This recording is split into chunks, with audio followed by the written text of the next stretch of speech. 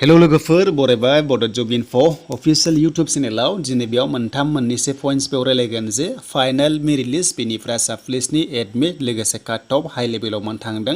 बिनि सायाव डिसकास खालामगोन थ' नोंथांमोना जायफ्रा केन्डिडेट कमेन्ट्सबो खालामनो हागोन नोंथांमोना गाव गाव ओपिनियनखौ होनो हागोन बे भिडिअनि गेजेरजों दा फैगौ खालामा जों थांग्रानि अफिसियेल साइटआव बेनिफ्राय जों गासैखौबो जोङो स्टेप बाय स्टेप सावरायगोन अके दा लोगोफोर एग्जामा जाथारसिगोन बारा गोबाव गैया थ' नोंथांमोना रेडि जादो बेनो जाबाय कनस्टेबल आरो लोगोसे एसआई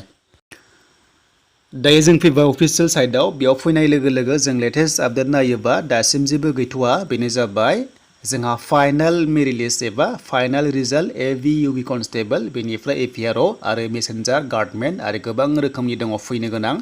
आरो बे रिजाल्टआ माला फैगोन बिनि सायाव दासिमबो आपडेट गैया नाथाय सिमा बुंनाय बादिबा जे जोंहा जुनाव फैगोन होनना बुंदों नाथाय जोबोर गोबावद्राय जागोन थ' जोंहा आसा खालामनो हायो बे एप्रिलाव फैनायनि चान्सआ दङ आरो फैयोब्ला स' नोंथांमोना बैसागुनि सिगां आरो नङाबा लास्ट उइकआव दा बाथ्राया जाबाय हाई लेभेल काट अफ थांनायनि माखासे रिजनखौ जों बेयाव सावरायगोन जे मानो एसेबां काट अफ थांखो बेयाव मोननैसो पइन्ट्स हाबना दङ स' नोंथांमोना मिथिखाबाय जानांगौ अब्लाबो बेयाव जोङो डिसकास खालामगोन थ' बिनिफ्राय एडमिट एसआई लेभेलाव एडमिट थ' नोंथांमोना बे एडमिट पर्टेलाव क्लिक खालामनाय लोगो लोगो दासिम जों एडमिट नुनायखौ मोनाखै बेनो जाबाय एसआई थ' एसआईनि एग्जाम सेन्टाराव गासैबो सेलेक्ट खालामजोबखाबाय जास्ट एडमिटल' रिलिज खालामनांसिगौ आरो एग्जाम नोंथांमोना 24 एप्रिलाव होनो हागोन आरो बे एग्जामा पस्टपन जानायनि लामायाव गैया थ' गासैबो रेडि जाखाजोब्बाय बेखायनो जास्ट नोंथांमोना एडमिट डाउनलड खालामनानैल' आनजादखौ नांसिगौ आरो ओइदिनखालिनि बेलासियाव नोंथांमोना कनस्टेबलनि दाखालि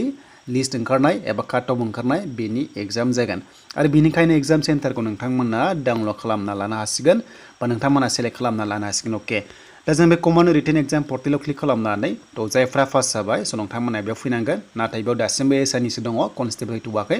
थ' कनस्टेबला फैयोबा बेयावनो नोंथांमोना एप्लिकेसन नाम्बार केन्डिडेट्स नाम बेनिफ्राय बार्थडेखौ होनानै रेजिस्टार खालामनांगोन अब्लासो एडमिट मोननाय जागोन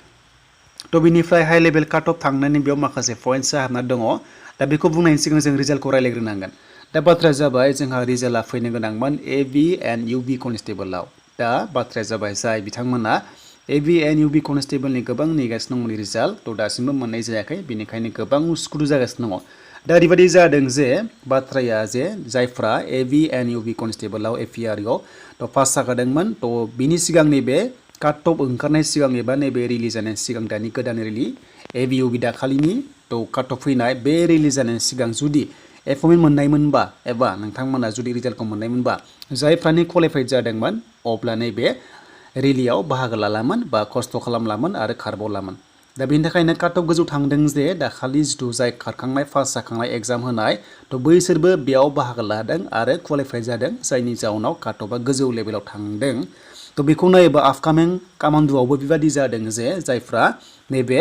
काट अफआ पास जाबाय एबा इउबि सिगांनियाव पास जाबाय कामान्डुआवबो बाहागो लाबाय डेट मिन्स क्वालिफाइड जानानै आरोबाव काट अफखौ लाबावबाय थ' बेबायदि जागासिनो दङ स्टेप बाय स्टेप बेयाव बाहागो लागासिनो दङ एन्ड क्वालिफाइडबो जागासिनो दङ दा ओंखायनो मोनसेल' रिकुवेस्ट खालामनो हायो जे रिजाल्टखौ थाबैनो नांगौ जाहाथे काट अफआ गोजौआव थाङि बायदि आपकामिंआव दा बेखौ नायबा आरोबाव खायसे डिग्रि पासफोराबो क्वालिफाइड जाना दङ आरोबाव बिथांमोन आरो एसआईआवबो काट अफआ गोजौ थांगोन मानोना बेबायदि जायोबा स्टेप बाय स्टेप काट अफआ गोजौ थांबाय थायो आरो स्टुडेन्टसा बारायगोन नालाय बेखायनो काट अफआ गोजौ थांगोन दा बेखायनो रिजाल्टआ जेसेबां हागौ थाबैनो होनांगौ थ' रिजाल्ट होनाय लोगो लोगोनो जायफ्रा साख्रि जाबाय थ' नेक्स्टआव जेबो ट्राइ खालामनाय नंला आसाम पुलिसाव खारनाय नंला रिलि होनाय नंला एप्लाइ खालामनाय नंला बेखायनो काट अफआ ल' थांगोन दा बाथ्राया बेल' जे जायफ्रानोखि रिजाल्ट नेगासिनो दङ बैसोरबो एग्जाम एबा माखासे स्टेजआव बाहागो लागासिनो दङ जायनि जाउनाव काट अफआ गोजौ थांदों दा जायखिजादोला रिजाल्टआ नोंथांमोननिया फैथारनांसिगौ थाबैनो फैनांगौ आसा खालामो थाबैनो फैदों आरो बेबादि कन्डिसन जाबाय थायोबा रिजाल्टआ गोबाव जायोबाथ' बयहाबो फोथायनाया एसे प्रब्लेम जायो जे मारै ओंखारमारगोन रिजाल्ट होननानै ओंखायनो थाब ओंखारनांगौ दा बेनि सोमोन्दै लोगोफोर दिनैनि आपडेटआ बेनिफ्राय एडमिट फैयोबा एसआईनि आं नोंथांमोन थाबैनो आपडेटखौ होनाय जागोन